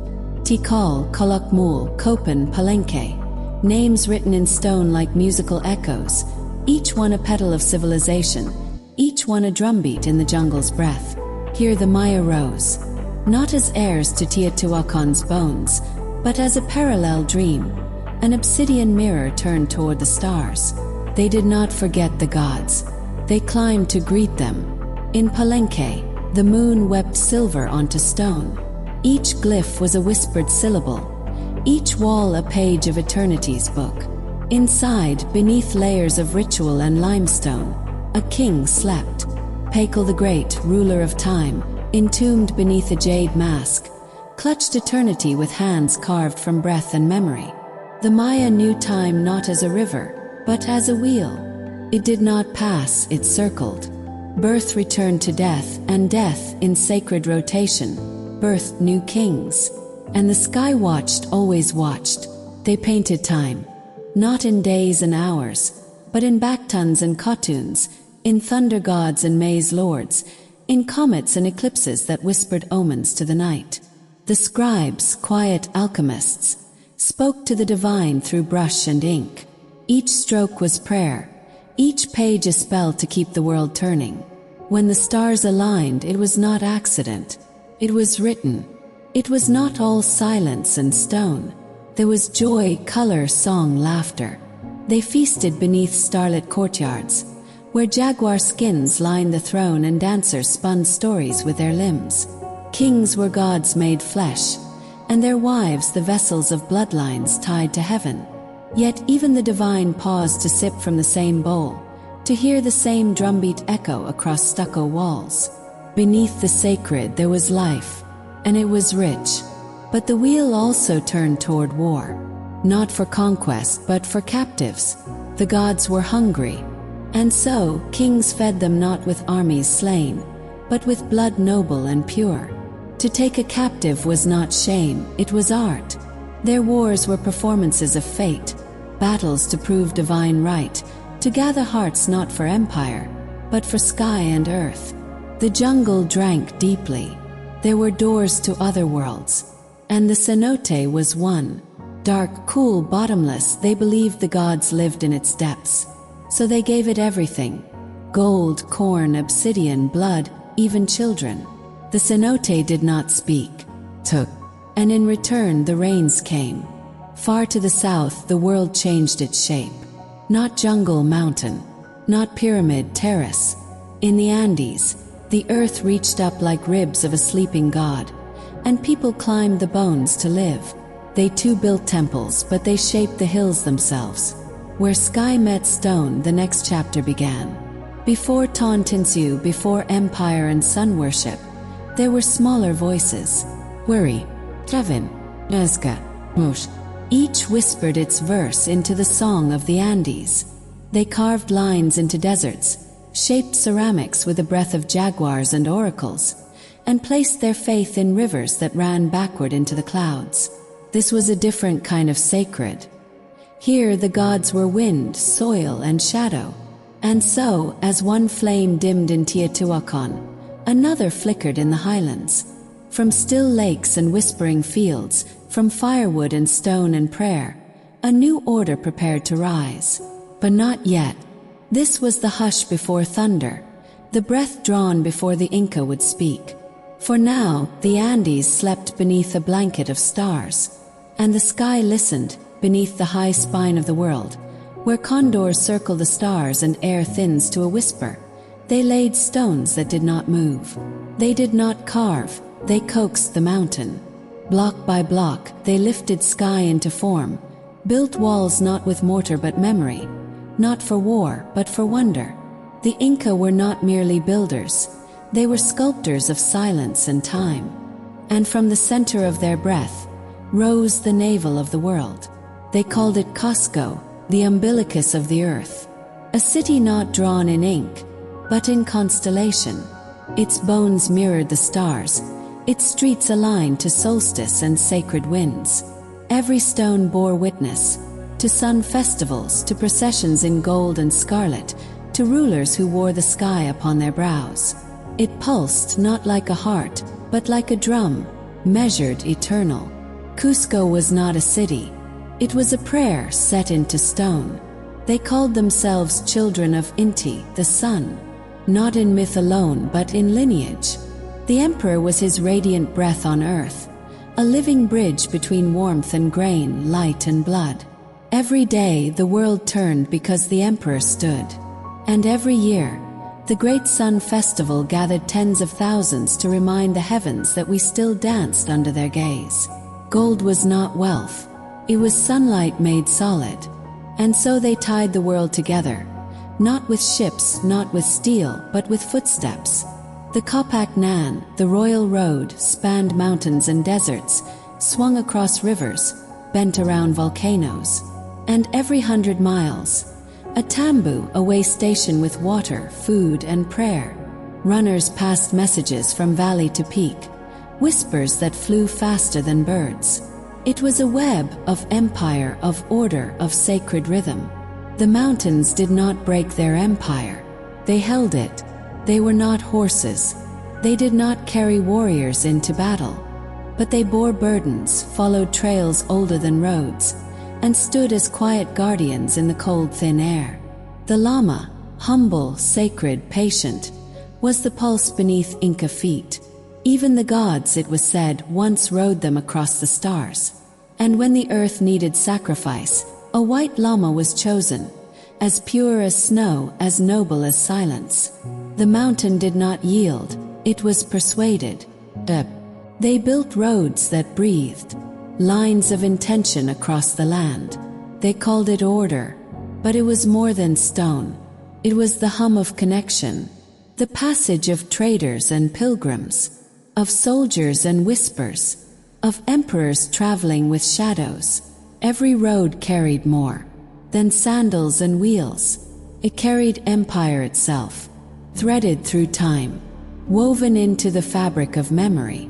Inside there was marble, outside there were walls. They bathed in warmth, oiled their skin with scents from Arabia, while at the borders, men held the line in snow and silence. It was a world of contrast, of luxury and vigilance, of senators in togas, and sentinels beneath storm clouds. And yet both were Rome. Both dreamed the same dream, that the center could hold. But time, like water, knows how to wear down even marble. In the arena, the crowd found release. Not justice, not peace, but blood made into spectacle. They cheered for lions, for swords, for the illusion of strength. But beneath the roars, Rome whispered its own wounds. For what must an empire suppress, to crave such constant drama? What fear lies beneath applause? And when the lions grow tired, and the cheers fade, what remains but silence and sand? In catacombs and corners, a new voice stirred, did not shout, did not march. It whispered love, forgiveness, eternity. While emperors built statues to themselves, others wrote letters in prisons, broke bread in secret, sang in the dark, and slowly, the world began to shift, not by sword, but by parable, not by power, but by the promise that death was not the end. One by one, the emperors faded, some into madness, some into memory. The gods of old stood silent, their temples echoing, only the footsteps of birds. Coins were debased, borders frayed, and the people, once citizens, became subjects again. The Golden Age was now just a phrase, a story the old told the young, to help them sleep through hunger. They said the barbarians were coming, but they were already here. They wore Roman boots, spoke Roman words, married Roman daughters, fought in Roman legions. Rome had swallowed the world, and the world had changed her. What was Roman now blurred, what was foreign now familiar. In the end, it was not fire or fury that ended an empire, but time, and the soft erosion of identity. In 476, a boy emperor fell, and the Western world changed its name, not with thunder, But with a breath, the eternal city, once heart of all roads, became a memory of itself. But even as the fires rose, so did the seeds of something strange and new. For nothing ever truly ends. It only becomes something else, worn and reshaped by the weight of centuries. To the east, candles still burned. Byzantium, not the end of Rome, but its metamorphosis. Gold and gospel, Greek and Latin, faith turned into fresco, power woven into prayer. Here the old gods had fled, but their echo lingered, in domes, in chants, in dreams. Time again had not destroyed, only reimagined. Now the light moved inward, into quiet cells and patient hands. The empire of marble became an empire of parchment. Monks, forgotten by warlords, preserved the breath of Plato, the voice of Virgil, the flame of Christ. Their work was slow and gentle and eternal. Each page, a shield against forgetting. Each prayer, a thread in history's tapestry. And so the dream continues, through wires, through towers, through voices across oceans. Rome is still here, in language, in law, in the shape of cities, and the cadence of thought. Empires rise and fall, but the dreams they leave behind drift like wind in the night, whispering softly to those still listening. Sleep now. The world is older than sorrow, and tomorrow always remembers the echoes of yesterday. In the westernmost corner of the Islamic world, where the call to prayer met the winds of the Atlantic, there bloomed a garden of intellect and art, a flame of learning flickering in Andalusian night. Here, where Cordoba glowed with lanterns and books, where Granada's stones whispered in Arabic and Latin alike, the rhythms of geometry and the scent of myrtle mingled. Children learned algebra beside fountains. Philosophers debated Aristotle in courtyards perfumed with jasmine. This was Al-Andalus, a confluence of cultures, where the songs of Sephardic Jews, the chants of Christian monks, and the verses of Muslim poets danced together under one sky. And while the rest of Europe slept beneath fear and famine, here, astronomers charted stars, surgeons stitched wounds with silk, and architects carved the divine into stucco and stone. A glimpse, however fleeting, of what the world could be when difference was not division, but a deeper form of beauty. And far to the east, in the city of peace, Baghdad, beneath the caliph's golden banners, another light endured. Here, the house of wisdom rose like a temple to the mind, and within its walls, words crossed languages like bridges, from Greek into Arabic, from Syriac into Persian, from the forgotten into the living. Plato found a voice in Arabic, Galen's scalpels carved through time. Ptolemy's stars shone anew across desert skies. For knowledge, they said, was an inheritance from the divine, a trust to be preserved and expanded. And so, ink flowed like rivers in the Abbasid night. Mathematicians dreamt in algebra. Chemists crushed gemstones to learn their secrets. Physicians stitched wounds of war and plague alike.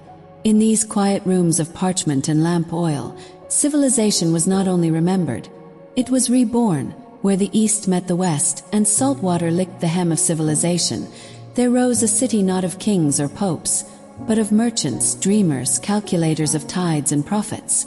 Venice, a miracle carved upon the sea. Here trade was a religion and gold the eternal prayer. Spices from India, silks from China, knowledge from Baghdad, were measured by weight and sold by candlelight in markets that echoed with 10 languages. It was here that East and West shook hands, through deals inked in shadow, through stolen relics and sacred glass, through whispered maps of Constantinople and Cairo. The lagoon cradled it gently, but ambition pushed its towers skyward. Venice was not an empire of armies, but of contracts, of ledgers, of ships that returned fuller than they left. And in its mirrored waters, the future could already be seen. A world webbed by commerce, powerful not by conquest, but by connection. And as knowledge trickled northward, carried in the sleeves of monks and merchants, a new vision took root in the cold soil of Europe. Stone by stone, the cathedrals rose, not merely to house God, but to reach Him. Pointed arches, ribbed vaults, flying buttresses, an architecture of aspiration. Faith had once been confined to candlelit crypts, but now it soared with stained glass wings. These cathedrals were not built in a season. They were born across generations. A mason would chisel stone for a tower he would never live to see completed. A stained glass artisan would cast light into windows that whispered in Latin and light. They were blueprints of belief, but also of community, constructed not by kings, but by hands calloused with devotion. In these Gothic forests of stone, echoed a new world awakening, not just in prayer, but in structure, in symmetry, in the measured silence between each chime of the bell. And then, in the quiet town of Mainz, a revolution whispered in ink. The printing press, a machine of wood and iron, and yet the most powerful sword ever forged. With movable type, a monk's lifetime of copying could now be done in days. Thoughts multiplied like stars. Ideas leapt over borders.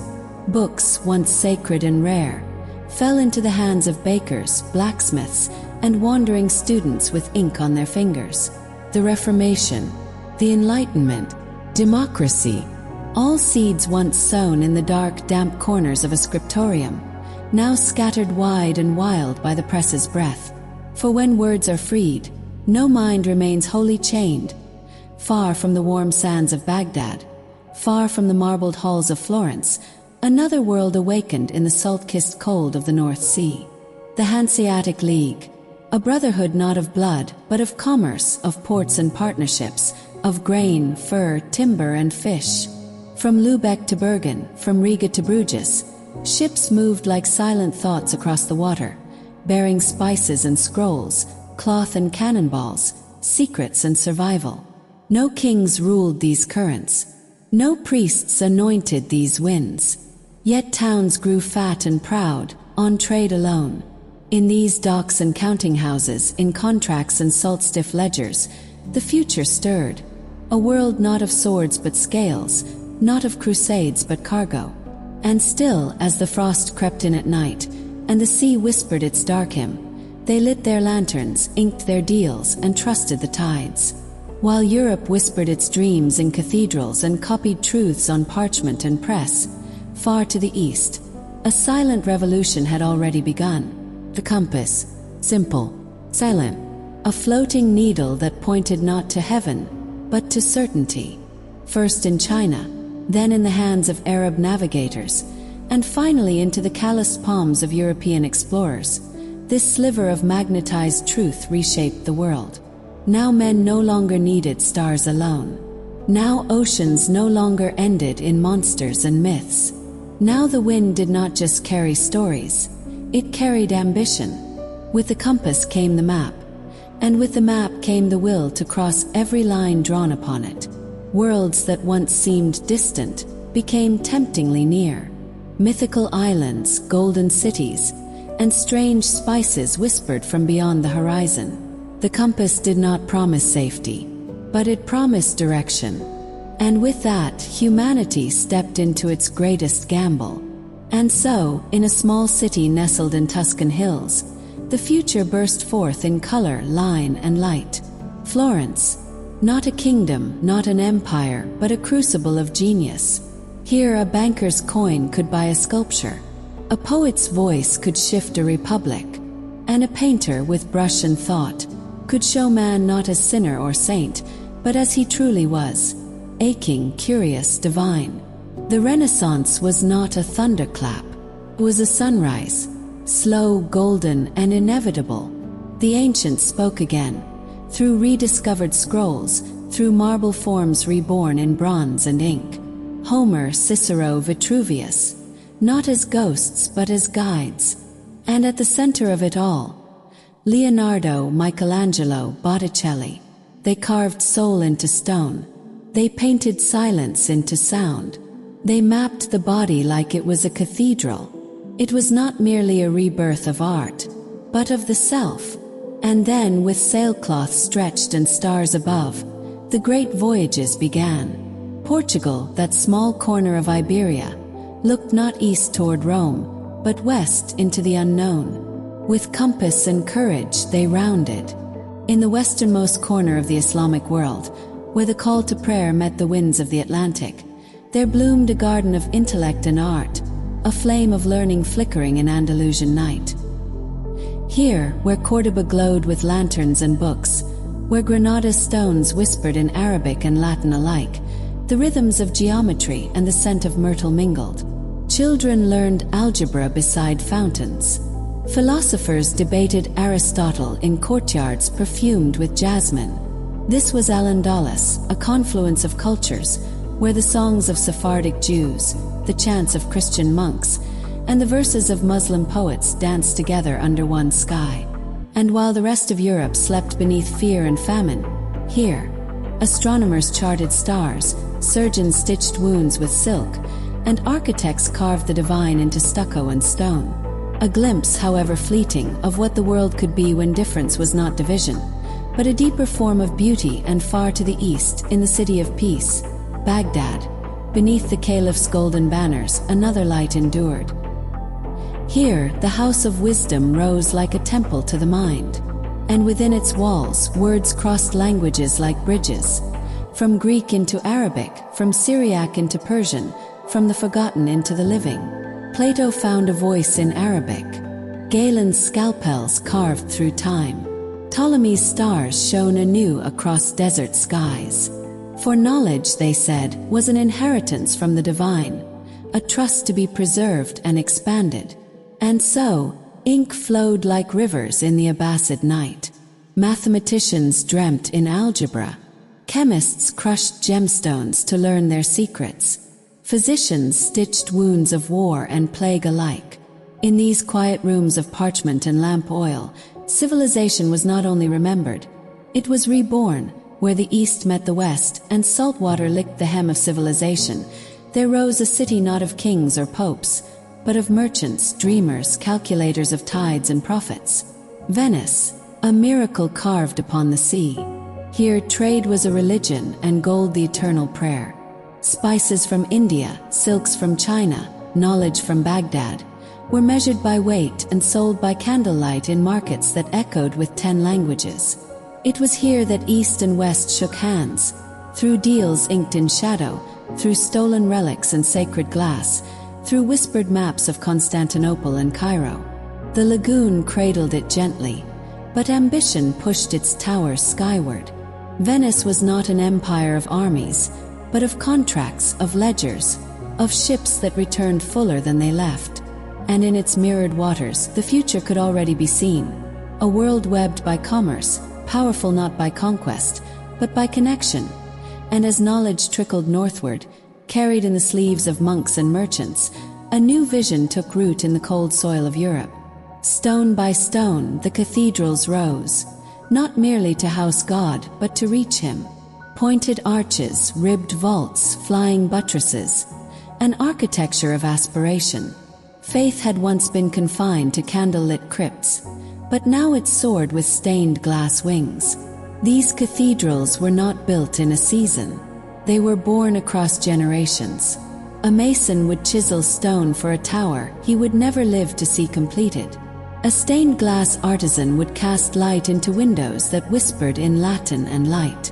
They were blueprints of belief, but also of community, constructed not by kings, but by hands calloused with devotion.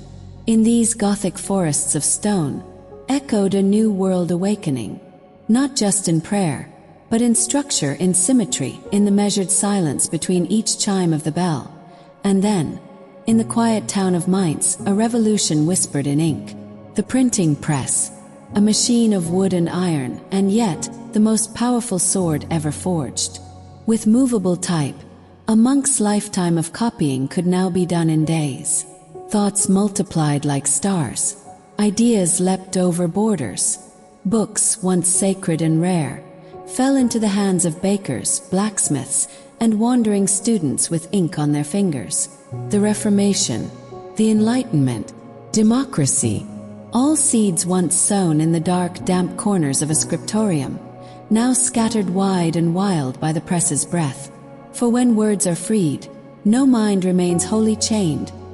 Far from the warm sands of Baghdad, far from the marbled halls of Florence, another world awakened in the salt-kissed cold of the North Sea. The Hanseatic League, a brotherhood not of blood, but of commerce, of ports and partnerships, of grain, fur, timber and fish. From Lübeck to Bergen, from Riga to Bruges, ships moved like silent thoughts across the water, bearing spices and scrolls, cloth and cannonballs, secrets and survival. No kings ruled these currents. No priests anointed these winds. Yet towns grew fat and proud, on trade alone. In these docks and counting houses, in contracts and salt-stiff ledgers, the future stirred. A world not of swords but scales, not of crusades but cargo. And still, as the frost crept in at night, and the sea whispered its dark hymn, they lit their lanterns, inked their deals, and trusted the tides. While Europe whispered its dreams in cathedrals and copied truths on parchment and press, far to the east, a silent revolution had already begun. The compass, simple, silent, a floating needle that pointed not to heaven, but to certainty. First in China, then in the hands of Arab navigators, and finally into the calloused palms of European explorers, this sliver of magnetized truth reshaped the world. Now men no longer needed stars alone. Now oceans no longer ended in monsters and myths. Now the wind did not just carry stories, it carried ambition. With the compass came the map, and with the map came the will to cross every line drawn upon it. Worlds that once seemed distant became temptingly near. Mythical islands, golden cities, and strange spices whispered from beyond the horizon. The compass did not promise safety, but it promised direction. And with that, humanity stepped into its greatest gamble. And so, in a small city nestled in Tuscan hills, the future burst forth in color, line, and light. Florence, not a kingdom, not an empire, but a crucible of genius. Here a banker's coin could buy a sculpture, a poet's voice could shift a republic, and a painter with brush and thought could show man not as sinner or saint, but as he truly was, aching, curious, divine. The Renaissance was not a thunderclap, it was a sunrise, slow, golden, and inevitable. The ancients spoke again, through rediscovered scrolls, through marble forms reborn in bronze and ink. Homer, Cicero, Vitruvius, not as ghosts but as guides. And at the center of it all, Leonardo, Michelangelo, Botticelli. They carved soul into stone. They painted silence into sound. They mapped the body like it was a cathedral. It was not merely a rebirth of art, but of the self. And then, with sailcloth stretched and stars above, the great voyages began. Portugal, that small corner of Iberia, looked not east toward Rome, but west into the unknown. With compass and courage they rounded. Africa traded with kings in Benin, and anchored in the spice-laced ports of India. Behind them followed Spain, then England, then France, each with sails taut with greed, curiosity, and fear. The ocean was no longer boundary, but bridge. With each voyage, the world grew smaller and more divided. Gifts were traded. Potatoes, tomatoes, horses, diseases. Gold flowed in. Blood flowed out. New worlds were named, even as old ones were erased. The age of discovery, they called it. But for many, it was the age of being discovered by a force they never summoned. And through it all, beneath the shifting empires and vanishing kingdoms, some watched the stars and remembered. In Timbuktu, in the sands of Mali, libraries blossomed, built not of marble or conquest, but of paper and patience. Astronomers there traced planets just as Babylon once had. Philosophers debated the soul beneath desert moons. And far away, in frozen monasteries and island temples and forest caves, other watchers, Hutu. They did not raise cities. They did not command armies, but they remembered the names of rivers, the motions of stars, the old stories before kings rewrote them. And because they remembered, so do we. Their quiet ink runs still beneath our skin. The world, once flat on parchment, cracked open like an egg in morning light. No longer a mystery wrapped in dragons or fringed with here-be monsters, but a sphere, fragile, blue, and known by name. Each new voyage stitched the seams of continents, and with compass and quill, humanity began to chart itself. The Atlantic no longer slept. The Pacific no longer whispered only to itself.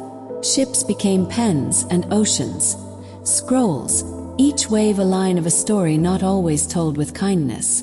A new rhythm began to echo, the turning of rudders, the rise of sails, the pounding of boots on new soil, the scratch of contracts and ship manifests, and beneath it all, the heartbeat of a world spinning faster. For with each discovery came a forgetting, and with each conquest a silence. In 1492 the winds changed, not just for a single man on a wooden ship bound for the horizon, but for the whole world drawn into the wake of that moment. He called it discovery, but the land he found was already sung to sleep by ancient chants, painted with memory, tended by civilizations older than his own. The Taino watched the sails as if watching a bad dream arrive. A floating cathedral, a foreign god in armor, an omen of iron and fire. Columbus had not found Eden. He had opened a vein, and the blood of the old world, its gold, its sickness, its hunger, poured across the ocean into lands that never asked for it. 1492 was not just a year. It was a hinge in time. And once the door swung open, nothing closed again. Then came the mapmakers, those quiet sculptors of space. With ink-stained fingers and eyes like hawks, they laid claim with compass and symbol to places they had never walked, names they had never spoken aloud. They drew lines through deserts they had never felt. They charted rivers without drinking from them. They circled islands without asking who sang there first. To the crowned heads, maps were promises. To the merchants, they were treasure trails. But to the people who lived beneath those names, they were omens. For once a land had lines, it had owners. And once it had owners, it had gates. The world was divided, not by mountains or waters, but by ink. Far to the south, in the high breath of the Andes, there was a people who carved stone like song and built temples that mirrored the sun itself. The Inca did not need gold for greed. It was light frozen into metal, a divine thing to be honored, not hoarded. But to the strangers from across the sea, gold was not a sacred mirror. It was a hunger. When the conquistadors came, they brought no poetry, only guns, horses, and smallpox. And behind their prayers came the smelters and the chains. The temples were stripped, their walls screaming in silence. The gods toppled, the language shattered, and the gold, it flowed across mountains, across oceans, into the vaults of kings who never saw the lands they robbed. In the hush of those Peruvian heights, the wind still remembers. It curls around stones once blessed, and hums a lullaby for a fallen sun. But if gold was the greed of empires, it was flesh that made the empire stand. They called it cargo. They called it property. But these were souls, mothers, poets, priests, lovers, singers, warriors, torn from the red soils of Africa and packed below deck like sorrow. The Middle Passage was not a route. It was a wound. Weeks in the dark. No sky. No names. No freedom, but in memory. They sang to survive. They dreamed to remain human. They braided resistance into hair, carried gods in whispers, and planted roots even in the salt of the sea. For every empire built, 1,000 lives were buried beneath it, not in soil but in silence. But still they lived, they endured, and from their breath new worlds rose. Haunted, resilient, singing. In the tropics, where the winds once carried only birdsong and thunder, came a new kind of harvest, sweetness, refined into white dust, a luxury upon the tables of Europe, poison buried in paradise, sugar, the gold of the Caribbean. But it did not bloom from the soil. It bloomed from backs bent by pain. On islands once crowned with palms and prayer, the lash sang louder than the birds.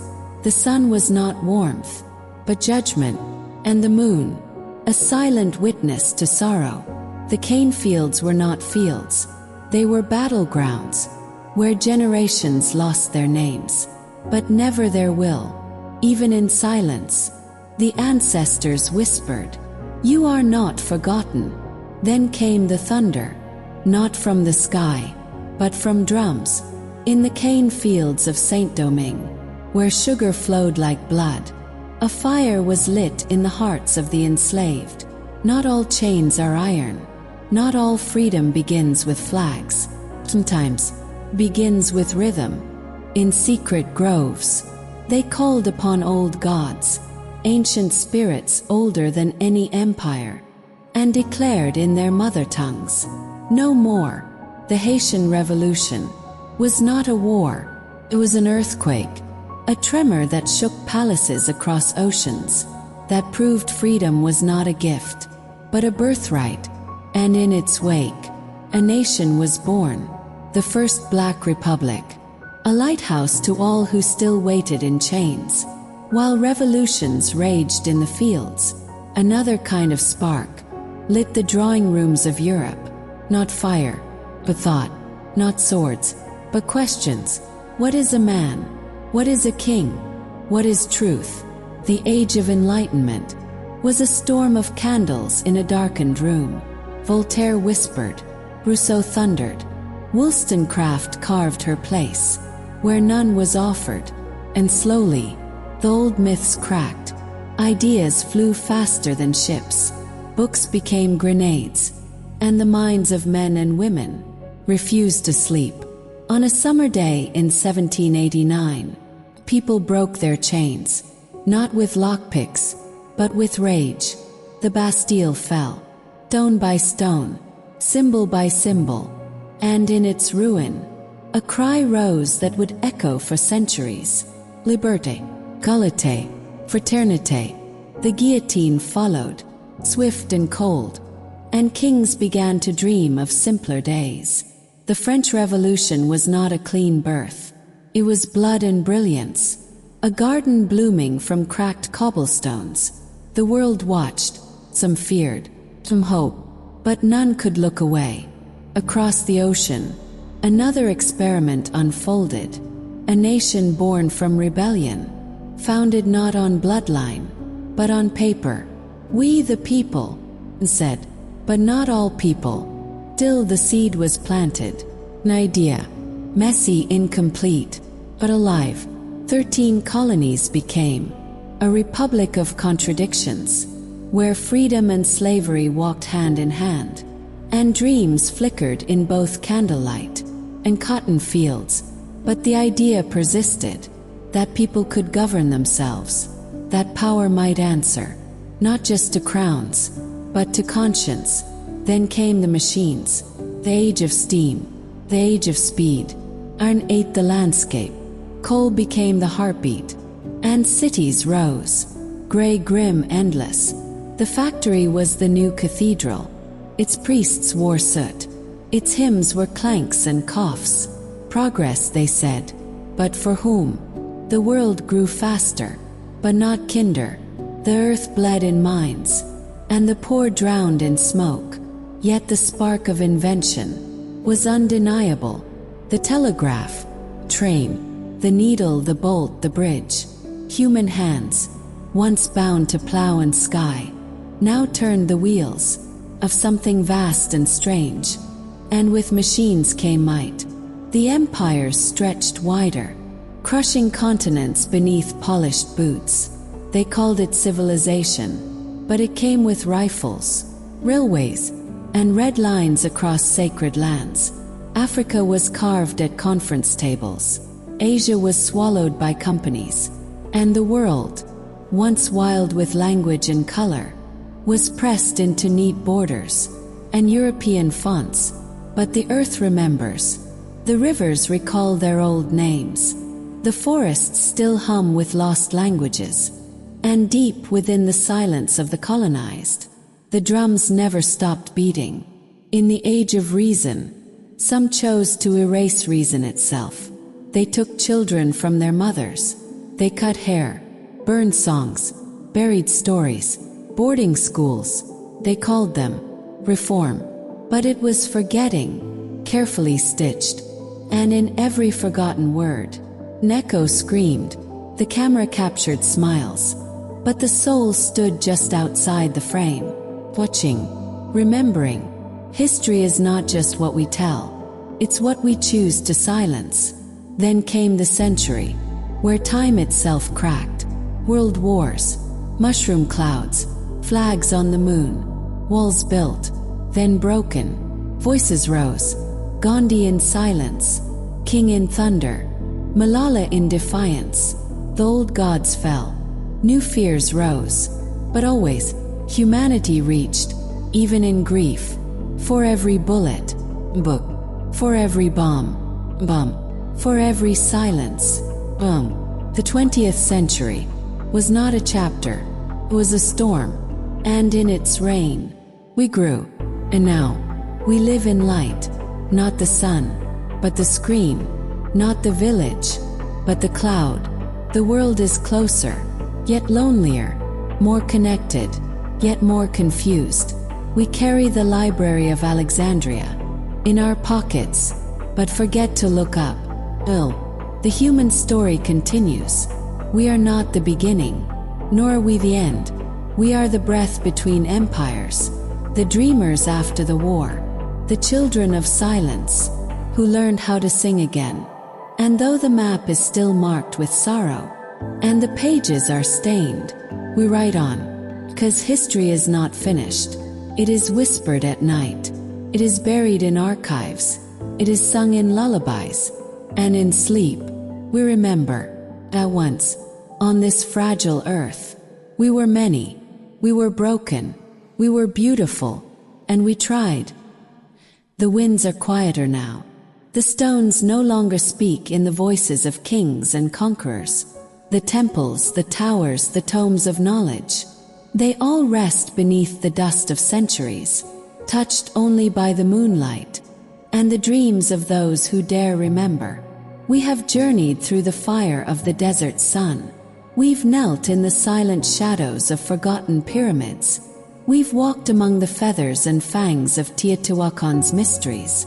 And we have looked up again and again to the skyline of Manhattan, its bones made of steel, its soul made of survival. Empires have burned. Faiths have risen and scattered. Drums have called warriors, mourners, lovers, and gods. And still we build, still we dream, still we try to reach upward, as if to speak to the stars. For in every age, every ruin, every stone that once held breath and blood, there is a message whispered down to us. You are not alone. You are part of a story far older than your memory. And the fire that once lit the hearts of ancient builders and poets burns now in you. Oh, sleep now, traveler of time. Let the sands of Egypt cradle your dreams. Let the drums of the earth lull you into silence. And remember, you are the future's ancestor. Live as though your story matters. 'Cause it does.